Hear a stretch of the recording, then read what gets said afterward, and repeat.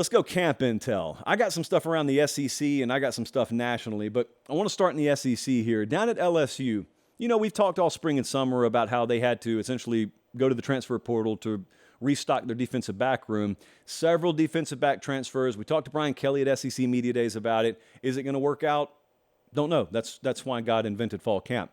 But Deuce Chestnut is a player out of that portal class. You got 4 of them: Denver Harris, Zy Alexander, J.K. Johnson. Deuce Chestnut was a junior, 81st overall player in the portal, 15th overall corner.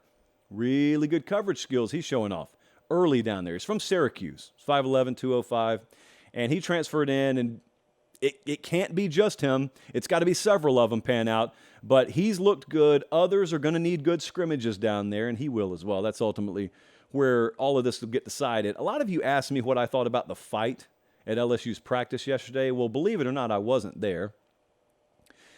But LSU won the fight. No, it didn't work, Colin. No one laughed in here. It didn't work. I don't care about fights in fall camp. I care about 5 of them. I don't care about a fight in fall camp. Next up, let's go over to Gainesville. Graham Mertz is going to be the starting quarterback here. I'm going to say it again once we switch to the B-roll so we can actually use this. My bad, Colin. All right, here we go. Graham Mertz is going to be the starting quarterback in Gainesville, Florida. This is not a mystery to anyone. Remember, Billy Napier, when they got him from Wisconsin, said he evaluated every quarterback in the portal. And this is the guy that he chose to go after. And he reiterated, there's no N in reiterate, he reiterated that at SEC Media Days when he sat down with us. Who's he throwing the ball to? Well, that's part of the equation there. Who's going to start at quarterback? That's not really been much of a mystery, I don't think. But what they're going to have at quarterback or what they're going to have at wide receiver, that has been a bit more of a mystery.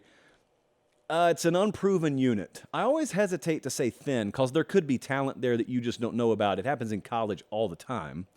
But it's going to be unproven talent, and therefore consistency is going to be an issue. It was always going to be this way in fall camp. It has been so far.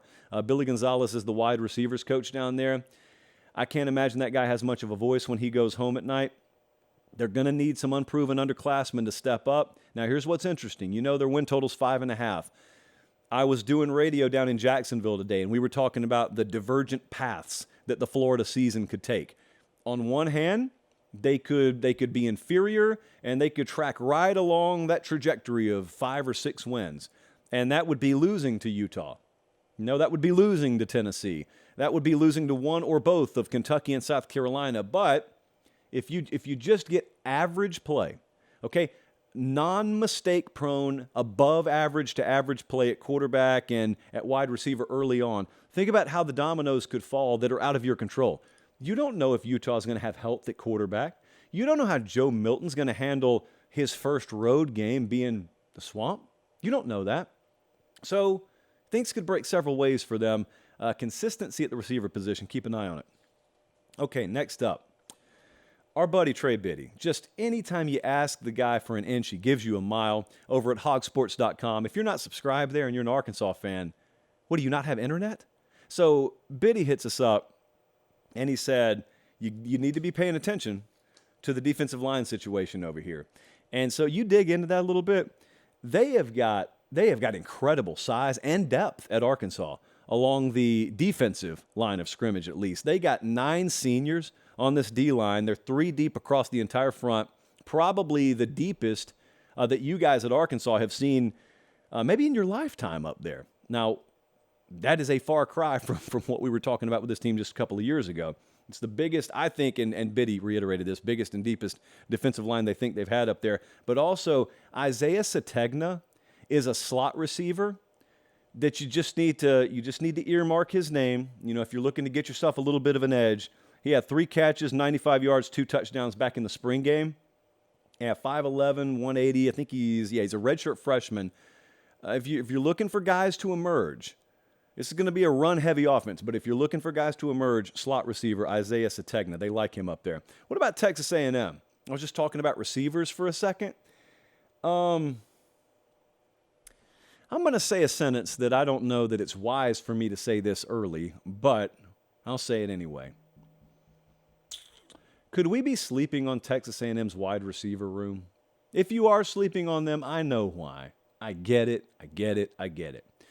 However, there is a world where the offensive moves they made lead to better offensive production. It leads to more efficient quarterback play, and it leads to everything from better play calling to better in-game flow. Rhythmically, everything looks right. Timing is much better. If that's the case, you understand we got Evan Stewart out here. We got Moose Muhammad out there. Aniyah Smith is there. Noah Thomas is a 4-star true freshman that has drawn rave reviews out there so far from folks we've talked to. They've also got a replenished and really good tight end room, probably an underrated tight end room. They have got really good pass catchers. If I put this group of pass catchers in Tuscaloosa, folks would be speaking much more highly of them. The only reason you're not is a good reason. A&M hadn't taken advantage of the skill they've had at that position. So it's a great big if. The I and the F, both in all caps. What could we see? What could we see from the Texas A&M wide receiver room? Remains to be seen. And Noah Thomas is a sophomore, by the way. Thank you for that, Jesse. They almost got us.